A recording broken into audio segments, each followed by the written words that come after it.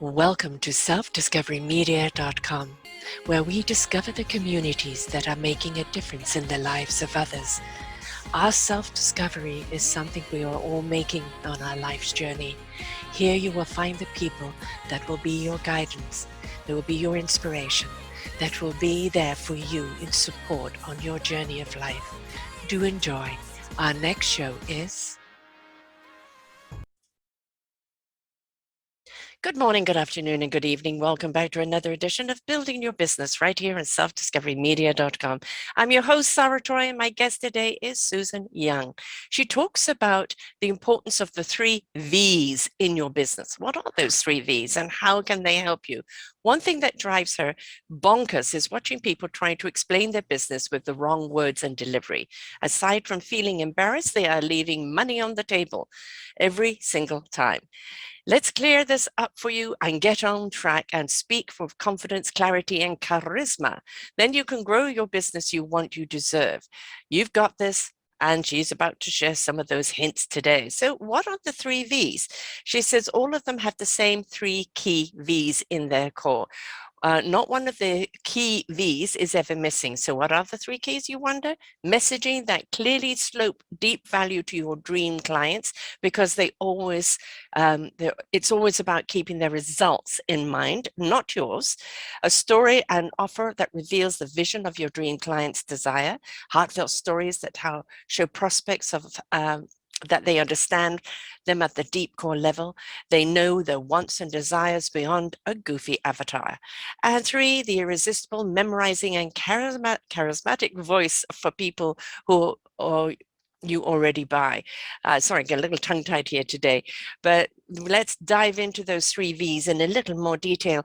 A lot of people have a great idea, maybe even a great business, but delivery is something that they're not always great on.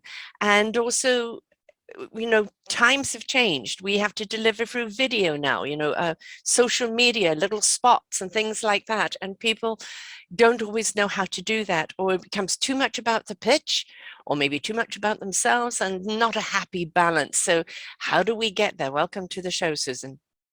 Thank you so much, Sarah. Appreciate it. Just a disclaimer, folks, we do have a little humming on that side today. Technology is technology. Sometimes we have no control over it, but the content is still going to be wonderful. So the 3 V's, let's discuss V1, how we get there. So lay it all out for us, please. Sure.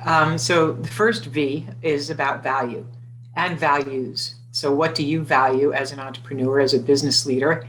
And what value do you bring to the marketplace? Most of the people that I work with, I'd say about 95%, feel like they don't have a worthy and valuable story to share with the market, with other people.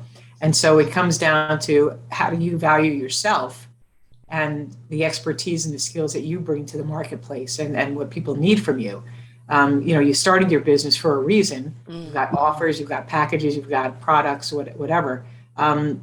But if people don't know about it, you don't have a business, because if you don't know how to sell or close the deal or sign a contract, no matter how much you feel icky and awkward about sales, or don't want to be obnoxious or in anybody's face, we still have to sell something. Money still has to change hands. So it's about the value that you bring to the marketplace within your story. How do you share your story in such a way that it's compelling, it's valuable, and you show up in the marketplace, showcasing your values and bringing your value in a humble and inviting way. I'll put it that way. So that's the first V is value. To comment to that, authenticity, right? I always say that you are your business. So if you want people to do business with you, they have to buy you first. And do they feel your authenticity? Do they feel your passion? Do they feel your commitment? Do they feel you're qualified? And that does come in the way that we present ourselves, isn't it? So, as I said, so many people have got a script down, but it is a script, and that's what people hear, rather than hearing something from themselves of why they're so passionate to serve their clientele.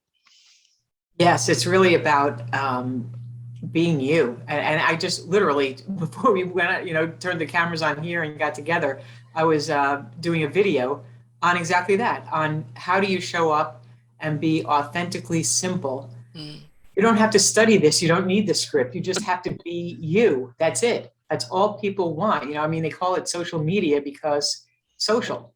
So how do you act like a human being? How do you show up as you? You can't show up as Sarah. You can't show up as Susan. You can't show up as Brene Brown or Grant Cardone or whoever it is, or Oprah. You have to show up as you. Yeah. And believe, you know, in your deep, deep core that you are enough, that you have Yes. what people are looking for. And so once we can get rid of that negative self-talk, that soundtrack, that story in our minds, which I reprogram, you know, subconscious minds through my NLP training, is that once we get past and out of our own heads, you know, out of our own way with our own story, then we can show up as authentic, as being you, and being confident enough to say, I am enough. There's nothing wrong with me. There never was. No, and there's no. nothing wrong with you, and there never was. Yeah. You know, I always refer to that scene when Harry met Sally. I'll have what she's having, you know, and you want that kind of enthusiasm, you know, your excitement about what you're representing, what, you know, what you're selling, because we're all selling something. And understand we're trying to build relationships. And if we are excited about it, and I don't mean the high pitched ah, rah, rah, because everybody's Right. tired of rah, rah, right? You know, we've had a few decades of that and we're really bored with it. It's like, well, how genuine are you? And does it work? Do you use it? Does it work? Do you feel confident with it? And, you know, if it feels like, well, I've got to have what she's having because it's clearly working. And so we really have to be whatever service we're offering. True. And you know, when I started my business like 21 years ago, somebody said to me, one of my early clients said to me, you know, you're just the real deal. And it's just like, show up, and, you know, you can try to pretend to be, you know, or imitate somebody or emulate them or whatever word you want to use. But, and I don't love the word authentic. I just think it's overused. And Yeah, it is, unfortunately. I tend not to use that word, but it is as simple as just showing up as yourself, because you can't make a mistake. When you show up as, you know, if you're trying to be Oprah or Grant Cardone or Brene Brown, as I mentioned a few minutes ago, you're going to trip yourself up, because it's like, oh my gosh, I didn't, you know, so you get so caught up in that minutia detail of trying to be somebody else that you can't be yourself. So I just always invite people to be yourself and to just, you know, be the real deal, so that people want to, you know, they pick up on that for sure. They want to know more. The old saying, you know, be yourself, everybody else is taken. Exactly. Yeah. You know, Yes. and that comes down to the confidence, as you were referring to before. If you don't have self-esteem, if you don't have self-value, that is always going to come forth. It's going to represent in the way you present yourself. Now, we don't want the overconfidence where you're, you know, overextending yourself to your true confidence, but we do want the confidence, and I really do believe in who I am and what I'm doing. And that does require people to do some work. So somebody may have a great business idea. It's going to really, really work. Never mind learning the marketing skills and, you know, the importance of how to present it. They've got to make a connection with it themselves, and what value is it, as you said earlier, to them, and find that self-value in themselves. And I find for so many people, there's almost an underlying apology that comes out when they're trying to sell something or inspire somebody on something. And that underlying apology is that insecurity, isn't it? It is. And that's a really good point that you make, Sarah, is that, you know, if we don't believe there's two basic laws of marketing. One is that people have to know you exist. And two is they have to believe you. But the question is, do you believe you? You know, and so that's where it comes down to, okay, I can't show up as myself, or I'm not feeling confident, or I'm not good enough, I'm not smart enough, educated enough, qualified enough, you know, don't have the skills, talent, whatever. And again, that comes back to that same old negative story in our heads that dictate how we live our lives. And so once we can reprogram our subconscious minds, and it's really, you know, it's not about therapy or anything, or any, you know, I mean, this is just proven science that, and this is where I take my clients, is that we start right where we are. We don't need to rewind. I mean, I've dabbled in therapy. I've been in therapy. So open book here. We don't need to go crying to the therapist on the couch or whatever, as we, you know, see on TV, but we can just reset and start here and move forward in such a way that is lighter and friendlier and easier on everybody, on yourself. There's no, the level of self-hate or self-loathing or low self-esteem shifts. And you're really able to get excited and enthusiastic about your story and what you offer and what you do. Because in the end, if you don't love your story, they won't either. Right, right. And it's like, we'll go and get our hair redone. We'll go and buy a new wardrobe. We'll go and do new makeup, to present ourselves in a different light. But that exterior must match the interior. And so, as you say, from starting from scratch, doesn't matter what's happened to you in the past. That's where it belongs, in the past. Take off that heavy coat because it's weighing you down. As you're setting up your new wardrobe, right? Let that be a new wardrobe from the inside out as well. A new perspective, a new vision on life. It's a blank canvas. Paint it as you want to see it, as you want it to represent. And don't let those past dictations or repressions get in your way, because you can tell when it starts seeping through the canvas and go, sorry, you don't belong here.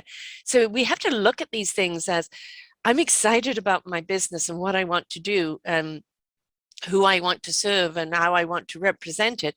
But my canvas must represent that too, from the inside out. Yeah, and it's interesting that you use that phrase, because that's what I call it. In the programs that I offer in the group and private coaching, is that it's about, I call it inside out storytelling. First, we fix the soundtrack on that story in your head. And then we write down the, we use the exact formulas for the short introduction, like the 30-second elevator pitch. And then the longer story of when somebody says, tell me about yourself. Like, oh my gosh, my head doesn't explode. So, you have the right words in the right order at the right time.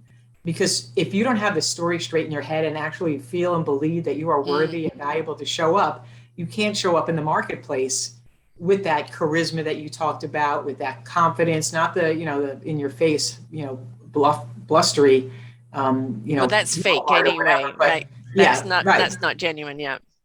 So, it's really just a sense of having that quiet confidence and that humility. And that quiet confidence projects out, and people are then drawn to you. Sometimes you don't have to say anything. You could be in that elevator. You're not going to get into the elevator and immediately start doing your 30-second pitch to everyone. Right. But you may make an eye contact with someone. Oh, bumpy ride, oh, the weather, whatever the door opener is.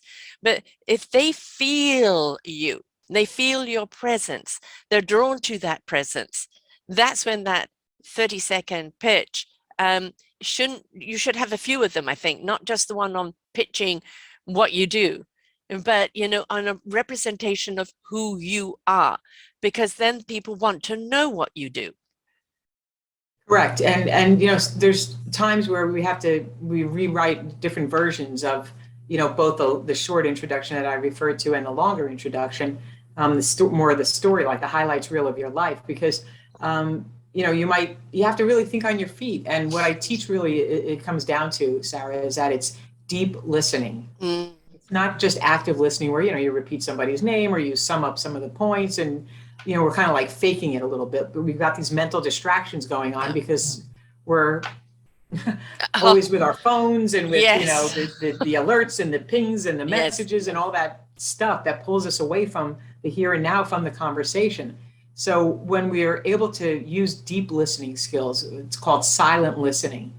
And the word listen and the word silent are the same letters in a different order. It's an anagram. And so we need to silence our minds so that we can be fully present. And, when you were talking about a minute ago about low self-esteem, it's people who, that's why it's so important to be in the present, in the now. One of my coaches told me years ago, wherever my feet are, my head is.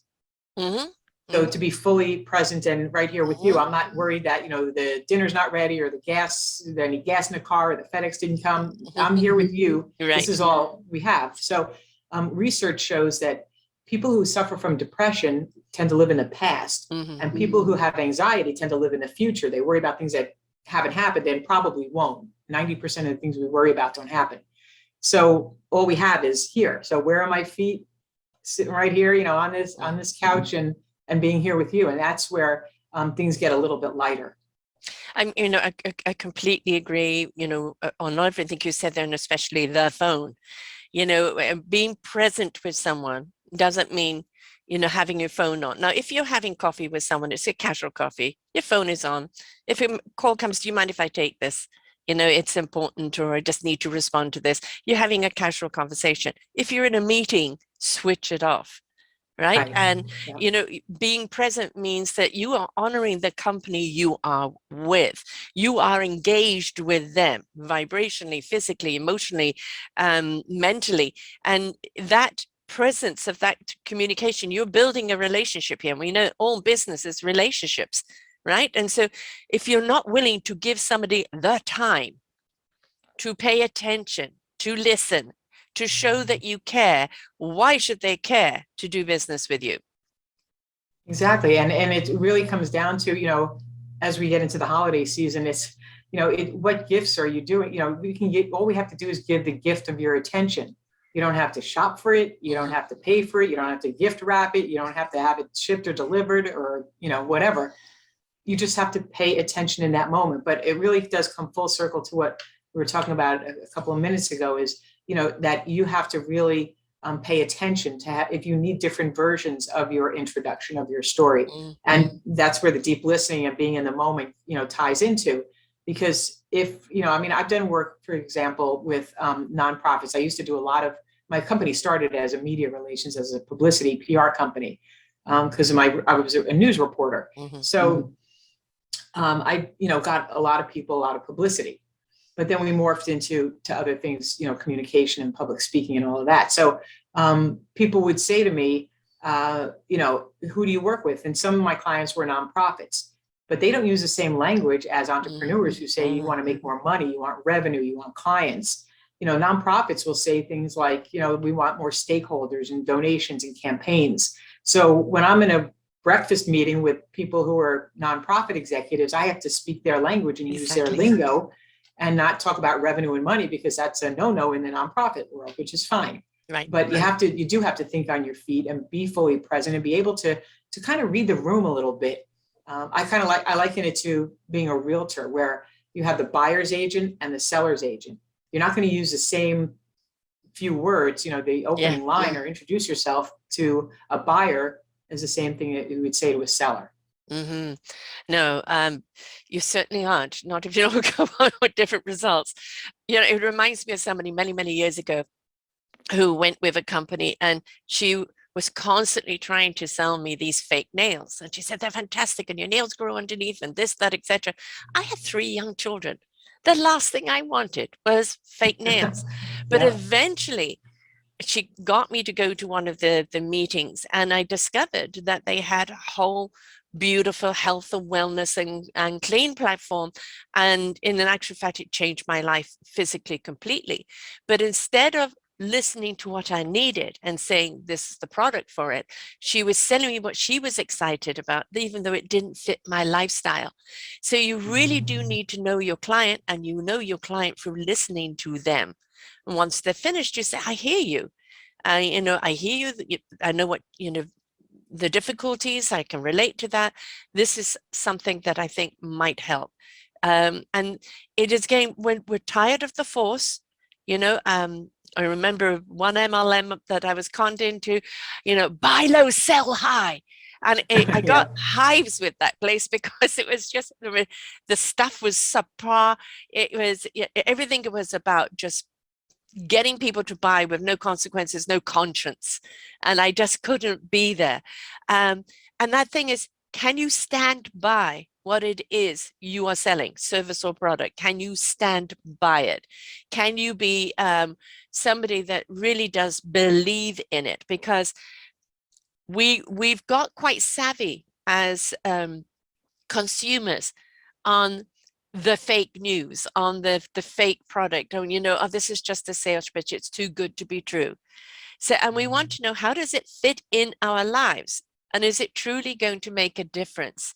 And so we need to know our clients' lives to know whether this is going to fit and what will fit for them. Exactly. And most of the time, when you're meeting with a prospect or your ideal client, you want to, get their business and help them out. Most of the time, we just miss things because of these mental distractions. And so when you're able to pay, use those deep listening skills, the silent listening, that you understand them at a deeper level, and you make the connections that you're going to blow your competitors away, because you're not coming in with a preconceived agenda. Right. You're just coming in as something like, I think I can help you. Maybe it's a good fit. Let's have a conversation. That's what sells. You don't need, slick marketing ads and all that. As I say, you are the lead magnet. If you're looking for a lead magnet, you don't need the PDF or the webinar. Turn around and look in the mirror. You are it. People buy you. And that's where the disconnect seems to be. That leads us to the second V of your storytelling, right? And it's like the way you present what it is you're doing in that story, because people relate to stories. They want to see themselves reflected in there, right? They want to have some sort of synergy. And so presenting your story, not as a sales pitch, but as, I always say, inspiration begets invitation. And when people are inspired by you, they're invited by you, right? So that storytelling is really, really important, isn't it? Yes, and that's the second V is about the vision, for the sharing your story, and how do you show up, and paying attention on that deeper level, because as you say, storytelling is thousands and thousands of years old. As much as we have technology and communication and phones and everything and the internet, it still comes down to that that emotional connection as one human to another. In fact, the first memories, childhood memories that most of us have, 3, 4, 5 years older, when you're getting ready for bed, you just had a bath, you're surrounded by, people 8 o'clock at night just who love you the best, and getting ready for bedtime. And what do? You ask, tell me a story. Can I hear a story? So maybe it's a Bible story or Donald Duck or a family story. And, but stories take us on adventures, and they take us, our minds, and, into an intriguing, curious place. And that's a really, really integral part of storytelling, is how do you plant the seeds for a great story? And so it's curiosity, strategic curiosity in these conversations with prospects, so that they feel that deep connection to you in a way that just is natural. It's not, forced, rapport building or anything like that.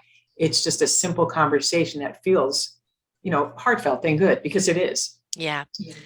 I say many a time, when I'm interviewing someone, I'll look at their site, and then I'm talking to them, and I know that somebody else has done their site for them. Very generic. It doesn't represent them at all. And if I was going just off their site, I would expect a totally different person. And, and we do hire people to do things for us, to kind of share our story on different types of platforms. But it's got to represent who you are. And there was one woman that was talking about that she was having this conversation with this woman and getting on famously with them, from this particular company. And then she finally went out to meet this person. And this person said, "Who are you?" And she'd been talking to the person who had been hired to write for her, right? And it was like a total disconnect, a complete nosedive in disappointment, all right? And so I know that we're inclined to hire people to do things for us, but we've got to give them that template. They've got to know who we are to represent who we are if they're going to do postings for us or write anything or even do our site, because we lose sight of the fact that it is ourselves we're putting, it's our canvas. And if somebody is going to paint it for you, you've got to give them the right colors, the right content, the right vision. Otherwise, it's not going to represent. Exactly. Yeah. And what's interesting about it is that, I've been a ghostwriter for years. I've been writing news for 35 years. So I've ghostwritten thousands of articles and speeches and father of the bride speeches even. But you've got to be able to capture the essence of the voice and use the words. Like, people, like I'll read something, somebody will say to me, does this sound right? And I'm like, I know you for like 6 months. I've never heard you use this word, which is to your point about the website. I'm like, just be you, just say it. And it doesn't have to be, we tend to think we have to go to the business formal stuffy side. And it's like I always tell folks, avoid jargon, adjectives, and rhetoric. Nobody wants to hear it. Just, what do you do? Just tell me what it is. Simple words. Yes. It lands much better. I want to feel it. You know, we're all Exactly. Yeah. tired of feeling numb, aren't we? We want to feel it. And it may look great on paper. You know, I think the pandemic has done a great deal in shifting our perspective on what and who is important. And we would revere the Fortune 500 and the big top CEOs in their ivory towers. And the pandemic has kind of completely switched the view to the people that are working at that street level, literally. You know, our nurses, our janitors, our truckers, you know, food people, all those people that were in service of us, that kept us alive, that kept us going. And we realized how valuable they are. But we bought into this illusion that you're only valuable if you're earning 6 figures, if you're the best seller, if you're the top notch this, and that's an illusion, isn't it? It really is. You know, in my career in radio news, and as I mentioned, I was a reporter. I was on the radio every day for 10 years. And so I've interviewed everybody from homeless people to presidents. And that's, I think, where that curiosity comes in, because everyone has value and everybody has a story to share. And that's where, you know, it's so nice to be able to use all these skills that I've amassed over the years. You know, between radio news and being a PR director at a nonprofit and running the governor's office. And it's not to say, you know, oh, look at what I did. This is my resume. I don't need to talk about that. The only reason I'm bringing it up is that at the time, I'm like, why is this happening? You know, I don't get this. Sometimes, you know, things happen. It's like, what? I don't get, I'm getting tripped up or sidelined or whatever. So I'm not where I want to be. And then when I started my business, I'm like, oh, I see why I wound up, you know, doing this PR job for a year, which I loved at, you know, a statewide nonprofit. Now all the pieces fit nicely into the puzzle. Now it makes sense. And sometimes we don't realize it, you know, a week later, it'll click, oh, I get it, you know, or a year later, or 10 years later, or, you know, occasionally we're not meant to understand it, just happen. But, you know, things happen for a reason. So when we can connect the dots and put things together, so it's easy for our clients and our prospects to get it, so that they don't have to do so much of this mental energy and this thinking and guess what you do. That's where the magic starts to happen. I always say that even the misdirects are good redirects. You know, we go down some paths and we think, oh my God, how did I get here? You know, with these people doing this, how do I get out of it? And that's just a wonderful lesson learned. Do you know, next time when you start seeing those signs, you're going to pay attention. You're not going to go down that road. And, you know, a lot of people go, oh, why me? And, you know, it's why not? It's just a part of your life lesson. Don't get stuck in it. You know, one of my sayings is all the time, our emotions are there for a reason. Sad, glad, mad, angry. It's there for a moment. Spend the emotion and move on. Don't become emotional about it. And so if you went down a road that was a wrong direct, that really wasn't pleasant in any way, don't get caught up in the victimization of it. Just look at it as a lesson, and you're going to pay attention that that never happens to you again. And you're also going to recognize in other clients that may have happened to prevent that happening for them. So even a dark road can shed light on things, right? So it's all about accumulating that experience that you now can share along with your clientele today. Exactly. Yeah. And it does come full circle to what we talked about, is just being fully present here and now, you know, and appreciating the conversations, whether it's with the janitor or the president of the company or anybody in between. Just appreciating how they've shown up and what experiences they might have had that they're willing to share. You just have this common, you know, conversation, you know, small talk or whatever it is, but it makes a difference. You know, people leave impacts on your life, whether you know it or not. I want to talk about, you know, like you've interviewed homeless and presidents. Okay. People look, oh, a president. And it's like, he's just somebody who stepped into service and has an enormous amount of responsibility on his shoulders and has to present himself each and every day, or herself each and every day, in a way that represents. A homeless person is just trying to get through every day and honor them and find a path for themselves. And they're representing the homeless community. We like to put people on different pedestals and levels, but when we come down to it, the common denominator of what we all want, what we all need, what we're all striving for in life is the same, isn't it? It is. It's that we need to feel connected to something, Mm, something bigger than ourselves. And so whether it's the the community that you live in, or I mean, that's why I think about hashtags. As funny as it sounds, what is a hashtag? It's somebody. It's a group of people who are following the same thing, who are like mm, part of a sub community or a subcult or whatever. Even if it's like the World Series 2021, or the president, or you go to a conference and there's a hashtag with the theme. Same thing. It's just people looking to band together because we all need one another. yeah. It's community, and that's what brings us all together, and that's the emotional part of the storytelling that's magic. Community and village is something I'm constantly referring to because I think we need to get back to the village mentality. Everybody in that village was only as strong as each other. That village was only as strong as each other's participation. Our community, whether it be online community, within your actual physical community, your business community, again, it's each person putting their best instrument forward, creating a wonderful orchestra. Community is so important, isn't it? Because we've had the me, myself, and I at the expense of others. And again, that is something we've looked at and go, well, we're tired of that. We're not going to entertain that anymore. And, we want to know what you're doing to contribute, because we're all here to contribute. We're all here to serve one another. How important do you get people to understand how important community is in whatever service they're doing? Yeah, I think it's just as important as, people will say, how do I build a Facebook community online? Or Mm, how do I, develop new prospects or new relationships in my community? I just moved out of, into a new town. It again, the cold keyboard will never replace a warm handshake. right. A Mm, cold keyboard, we can hide behind it. yes. A lot of people hide anonymously, don't go on camera, don't use their real names, and they just lash out and rant at people and offend people, what have you. But the way that we build communities is to show up and show up big, expecting nothing in return but a conversation. Mm-hmm. And you don't know where it's going to lead, but you have pure expectation that something really fun and Yes. curious and adventurous and interesting is going to happen.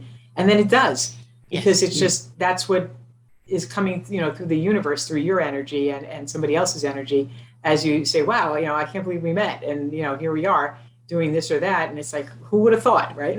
So It's those it's good really, vibrations, right? Those good yeah, exactly. vibrations. Yeah. Yeah, it's just really important to be able to, and I think women tend to do this more, as nurturers, as we bring life into the world, and so we're people, we make the home and the holidays, and we bring people together, and we're the it used to be the PTA moms. Now of course things are different, but women tend to be more community builders and not take credit for what they do, and like to kind of take own their, if you win an award, or if you are the person who saved the company $3 million and by coming up with a new program or something.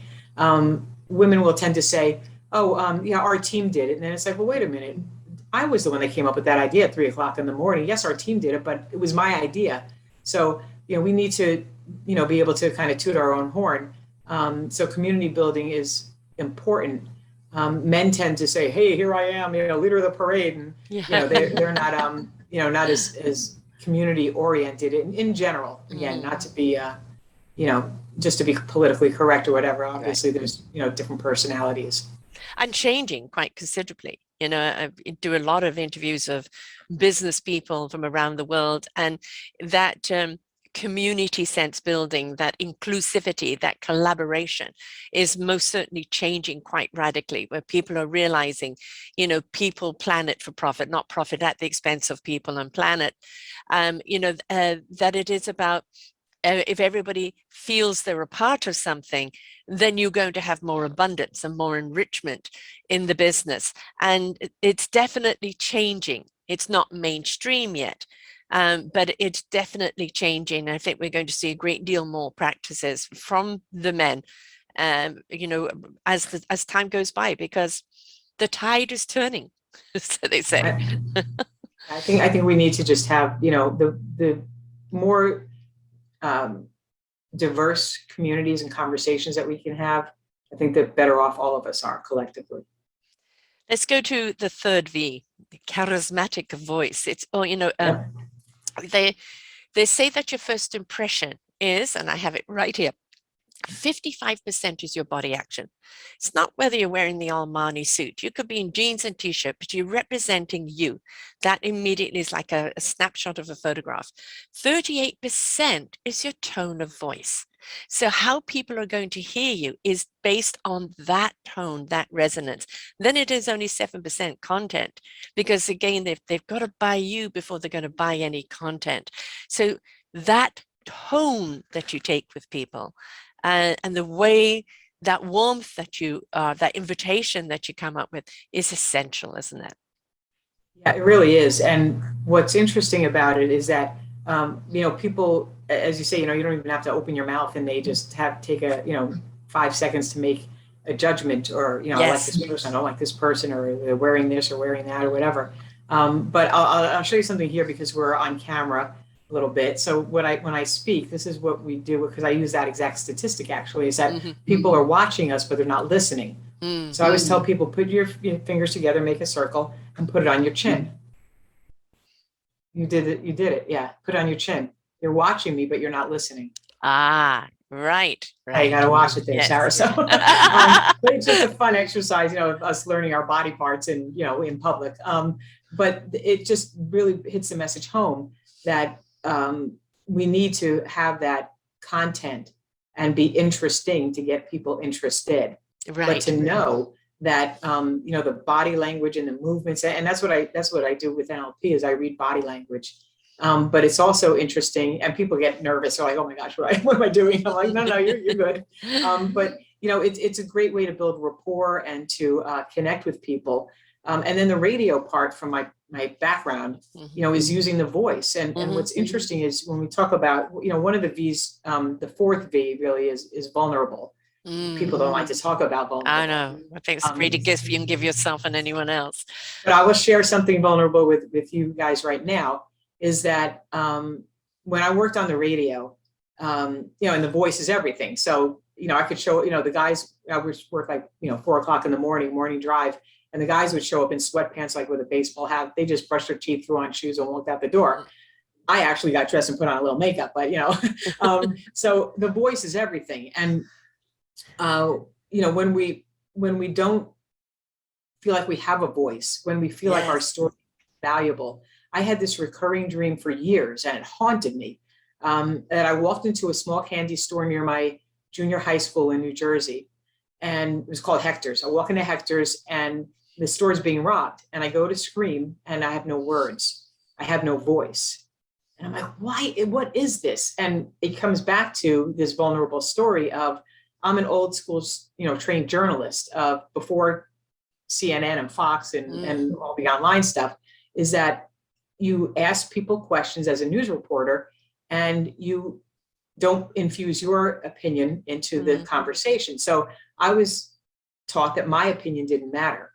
That it didn't matter what I thought. Just put the microphone in, get sound bites, record the voice, get the sound bites, write the story, and go on the radio and do the newscasts. So in that process, I lost myself. Yes. Because I didn't know what I stood for. Right. And people would say to me, how do you feel about that? I'm like, the train's coming down the track. Which way do I jump? Right or left? Oh no, my head's going to explode. So I had to do some really deep work on myself to realize that my voice did matter. And what did I really stand for? And to overcome that dream of not having that voice, that I did have something valuable to say and to bring to the table, and that other people wanted to hear it. And they did. I can relate to that.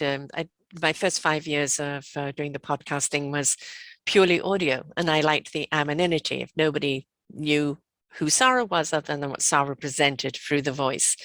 And then a friend, we were doing shows together, co-hosting together, because I have many genres here on Self-Discovery Media. And she said, no, it's time to go to video, Sarah. And immediately what came out of my mouth was, who wants to see this old bag on video? And then the back of the voice goes, are you kidding? If they're deterred by the face, they're not ready for the content. There you go. And it's like, but the immediate reaction was to put myself down, to feel insecure. And then, all the spiritual work I've done, coming forth and say, it's not about, I have 14 different audio platforms. If they don't want to see us, they can go and listen, right? Exactly. You just give the different platforms, but immediately, am I enough? Am I enough? And, even when I started doing podcasting, I didn't even, somebody said, I want you to be on my podcast. What's that? I didn't know. 9.5 years ago, going on 10 years, I didn't know what a podcast was. And I did it live for the first 13 months. I call it the soap opera training, because you are being thrown into the deep end and you've got to deal with things on the moment. And it was an excellent training ground. And that's when I really found my voice. And it was through the people that I interviewed, and ordinary people doing extraordinary things. They're the people that are changing the world. They're the people that are making the difference in the lives of others. And it turned my life around considerably, of that their voices matter. And those realizations do come to us at some point, on our journey of life. It's that don't get stuck in the fact, I don't have a voice. Will I ever find my voice? It's like, I don't have a voice. What am I going to do about it? Right? I clearly need to stand up and say that my voice matters. As you said, as an old reporter, an old way of doing it, it's only about what the other. We want now through social media, and I think this is again something the pandemic has done. All those talk shows, that 5 minutes people were on camera, makeup, this and that, sophisticated, and off they go. Now it was being done by Zoom, in their own homes, their own hair and makeup, done from the host, from their own home. And the content was longer, and it was more relaxed, and it was more truthful. And people go, I prefer this. I want this. Yes. There's more substance here. There's more relatability here. And a lot of them have not gone back to the old way of doing it, because they realize people want more. And they realize that, hey, the person on CNN or MSNBC or whoever on, they have a messy kitchen too. Yes. Look at their office. Hey, they're kids and dogs running. Yep. Yep. As we said, when we started to this conversation, it just be a human being. We're all the same. The president is the same as the homeless person. Yes. Yes. Just different circumstances, right? Yeah. Different opportunities in life, perhaps. One of the TV shows that I love is The Newsroom. I don't know if you've seen it. It's absolutely excellent. Jeff Bridges in it, and it was done, I think, back in 2010. It was a 3-part series. Oh, if you haven't, as a reporter, I can't believe you haven't seen it. But I don't watch too much TV. But no, it's on Netflix. It's on Netflix. So it's The Newsroom, and it is absolutely excellent. And it's basically about them wanting to get the news across without the bias. But what was happening is the dictation from the board or from the promoters of what they can and cannot say, and the fighting against that, where the news was losing its news and now having to pander to to everything else, and it's just so well written, and I think you will really, really enjoy it. I have got to check that out. No, for sure. It's brilliantly done. It really is, and it really does show you how things have changed. We used to trust the news. We used to look at the news and trust it. And, when they did those interviews, we felt that they really kind of honored the people they were interviewing. And now it's, as you said, the CNN and the Fox News, when I say they take a pimple and make a volcanic eruption, because it's so much about their own opinion, which is not always their own opinion. It's the opinion they've been told. Sensationalize everything. Sensationalize everything. Fear sells. The more we've got people in fear and panic, the more control we have over them. And we don't trust the news anymore because of that. And I think this is why people are going to other means, podcasting and other ways of getting content, because we haven't yet been contaminated by other people's dictation. It's interesting that, everything that we hear, whether, and I don't watch much of the news. Because I was the news, right. And I don't even pay attention to much of it because I don't want to get caught up in those. It's all stories. Yeah. It's all stories. And so I'd rather, hear a happy story. Yes. I'd rather just, talk to people and hear real stories yes. instead of just watching whatever they think we want to hear. So I just tend to, go to the grassroots storytelling. I agree. I agree. And I mean, that's why so much more podcasting is coming up nowadays, is Yep. because people are willing to share of themselves more in depth. And the people who are listening, again, inspiration begets invitation, and invites them to open up with themselves, with people around them, because we've been so guarded for so long. We've been on the defense for so long. And I think this illusion of the sales pitch of, you're only successful if you're Fortune 500, earning six figures, wearing the Armani, driving the fast car, mixing with that crowd.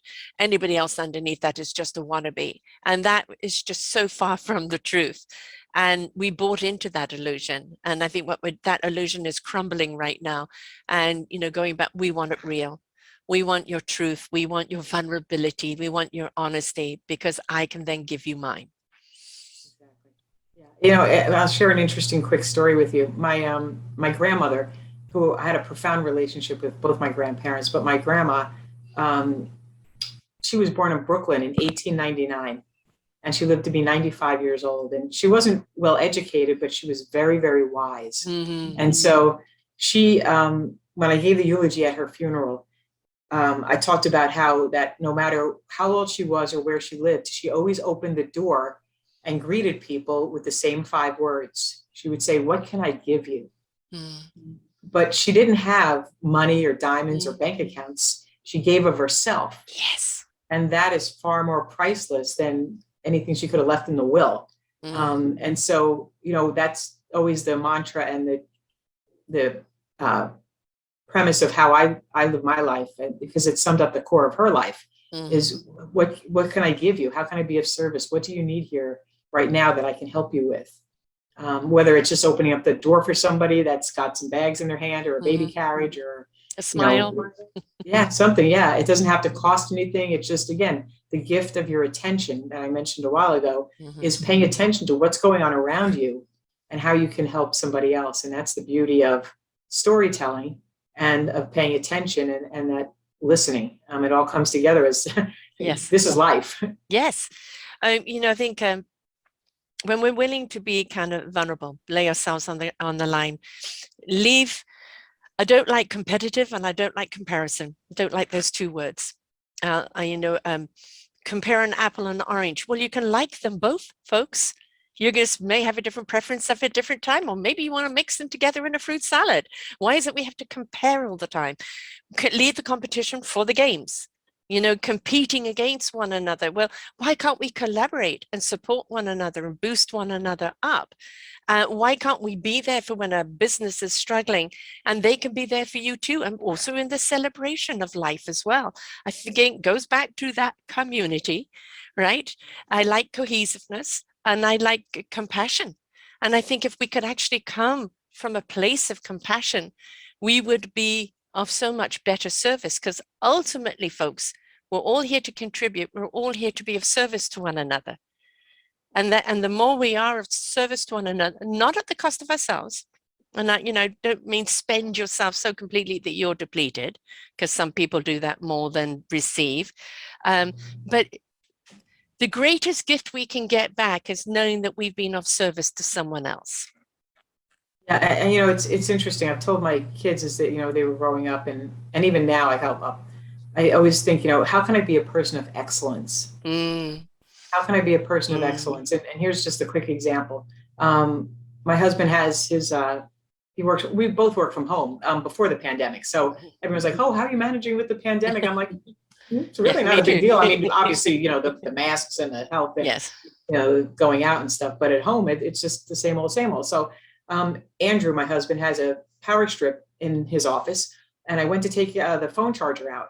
And I took the charger out, the power strip's on the floor. And the next morning I go back to put the phone charger back, and I put it on the desk, and nobody was there. I start to walk out, and I'm like, wait a minute.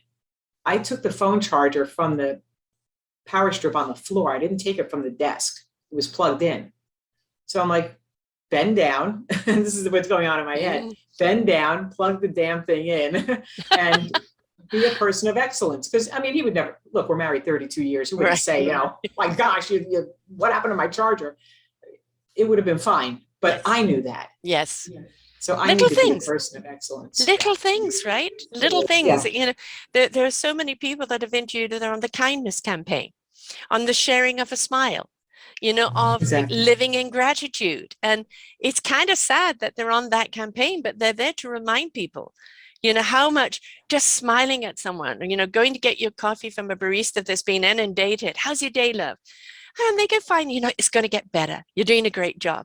Recognition, recognition. I see you, right? I appreciate you. The Well, paying it forward, right? it comes down to the to the voice. It's like we want to be seen, we want to be heard, we want to be. Nobody likes to be ignored, and whether it's the matron in the ladies' room, in the restroom, or the barista, or the janitor, or whoever, it's that when you thank them and you take the minute to just connect with them again as a human being, life is easier. I was at a stoplight the other day, and it was bucketing with rain. I don't know if you know what's happened here in British Columbia, but we have had some dreadful things happen, and it's going to affect us for months to come. And a lot of lives. My daughter lost one of her colleagues' friends in the mudslide. They still haven't found him. So a lot of trauma going on here. But I was driving in the rain, and while I'm waiting at the light, there's this guy in the pouring rain gathering up leaves. Now, my daughter had already twisted her ankle slipping on a leaf, right, on the sidewalk. And this guy says, picking up all the leaves, nowhere near her house. And it's bucketing with rain. And I just rolled down my window. I said, thank you. And he looked at me like, you see me? You acknowledge me? I said, thank you so much for doing that. Oh, okay. And it's like, for a brief second, he was seen. And how much does it take for us to wind down a window and say thank you to someone? Love it. And I gratitude. I mean, I think that is the same approach that we need to bring in our business. We are seeing more entrepreneurs today than ever in the history of time. And a great deal of those are women. They're tired of working for the corporations, being passed over, or they've started off on one thing and created other things because they've seen a need and they want to be of service to that particular calling, but they may not all have the business acumen behind it or the presentation. And let's face it, when it comes to social media and any form of other marketing, it changes almost daily. So having that core of what is important, how we can step forth, be ourselves, be our real selves, and have our business being seen. That is so very, very important. But I think the other thing is, let's leave numbers out of it. How many followers do you have? Who cares? It's how many people are you engaged with? How many people are you following? How many people are you having a conversation with? Stop looking at having the whole state and just look at the village. And if you're serving those people in the village, it will ripple out. But it's like, keep it in perspective, right? Yeah, it reminds me of a story that Seth Godin shared with me when I met him in person, and I interviewed him, and he said, you can have 3,000 followers on Facebook or on Twitter or wherever, but you really know who your friends are, the valuable people, who you're connected with when you're stuck at the airport in Indianapolis, and it's 3:00 in the morning, and you call somebody who you know from town, and they say, "Stay put. I'm coming over to pick you up. You can sleep on my couch." Right. Those are your friends, not the Facebook friends that, are just connections or what have you. It goes much deeper. To do with actually BC, and a story that was on the news yesterday that just brought tears to my heart is I can't remember from where, California or somewhere. Anyway, they were coming down with, I think 55 dogs or something for families in the Vancouver area.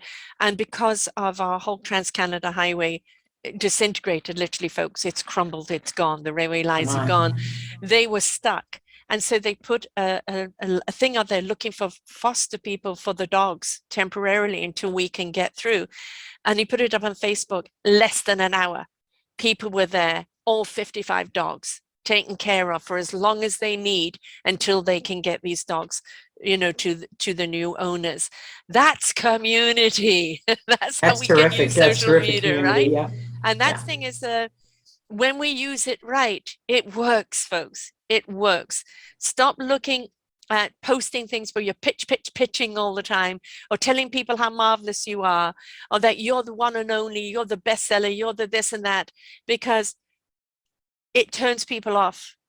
They want to know, do you hear me? Do you see me? Can you interact with me? Or are you too busy promoting yourself to actually be of service to me? Really good. Really good. I know you've got a new program coming up. So what's your new program? How do people become a part of it? And how do people get hold of you? Appreciate you asking that. So the program is called Speak Up and Sell, and it's a 6-month online coaching program, small group. And it's all what we've talked about in this past hour. It's about how to use NLP to reprogram your mind so that you can get rid of those foundational blocks, what's stopping you from reaching your real potential.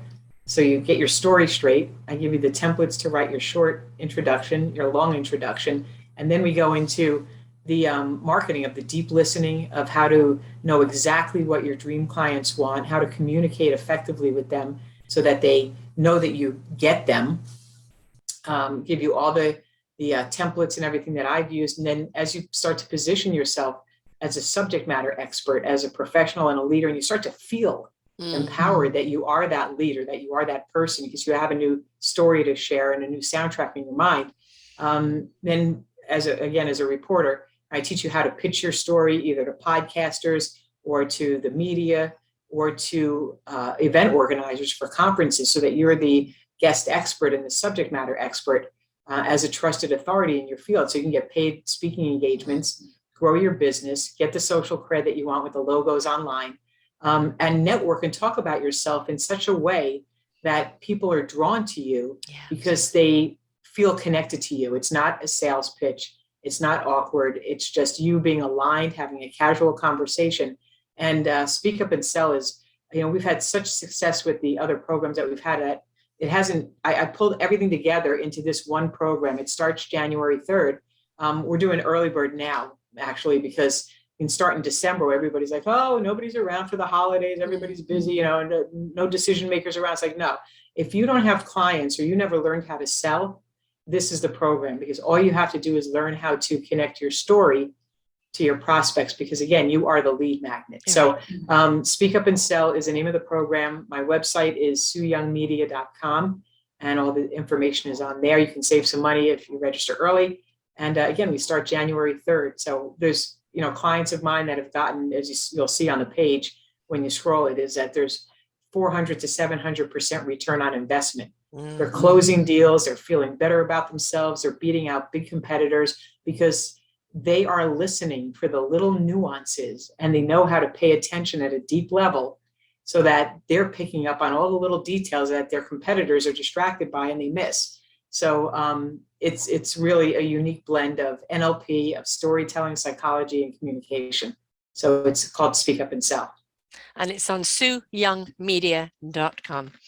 Correct. The other thing is a lot of people, entrepreneurs, they don't have a big budget that people would have had in the past. But if you don't invest in the right way to do it, you're not going to get your return. Or you're going to struggle all the way along the line. So you have to just write it off as a business investment. Come back out of your taxes or whatever later. It's part of your investment in your business so that your business can give you a return. And it's really important to remember that we actually do need to invest in our business, because if we don't grow.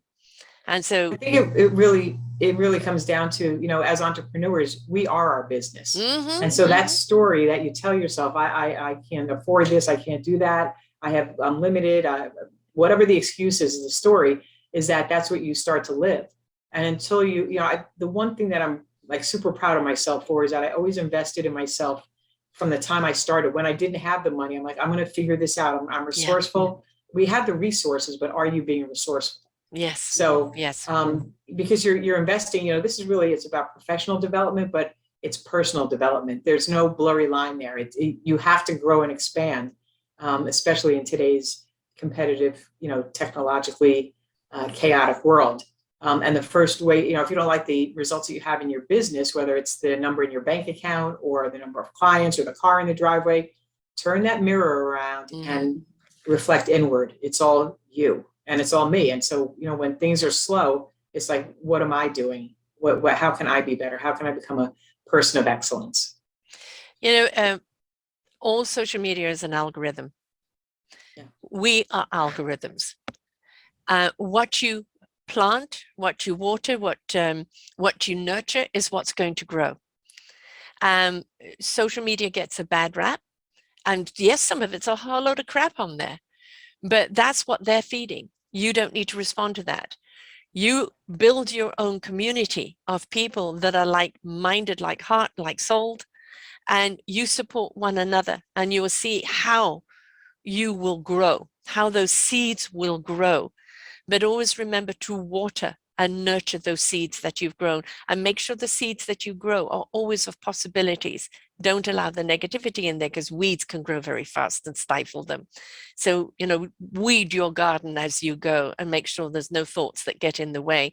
And everything is an algorithm. So just make sure you're on the good vibrations, right? Love it. Yeah.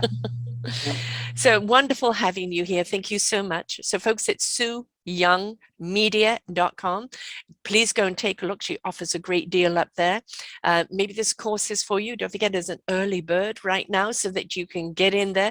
If you've got a business that's struggling, or a business that is young, or a business that you just want to change, you've had to pivot directions because of COVID, and you want to go in a new direction, you need the help. You need the help from the experts that this is her journey, this is her meaningful purpose, and she can help you with your meaningful purpose, because that's what community does. So please reach out to her, take a look, have a chat, see if it's right for you, and just be proactive, because nothing happens if we just sit back and wait. We need to be interactive and proactive in our lives. So thank you so much, Sue. Thank you, Sarah. It's been a lovely conversation. I appreciate it. I've enjoyed every minute of it. Thank you so much for sharing. And until next time, folks, bye for now. We hope that you enjoyed the show. You will hear many, many shows here on selfdiscoverymedia.com. We have new shows for you out every week. Just find them on our podcast or What's New. If you feel that you have something to share that makes a difference in the lives of others, or you too feel that you could be a host, please contact me at info@selfdiscoverymedia.com, and we will be glad to speak with you. Have a wonderful day.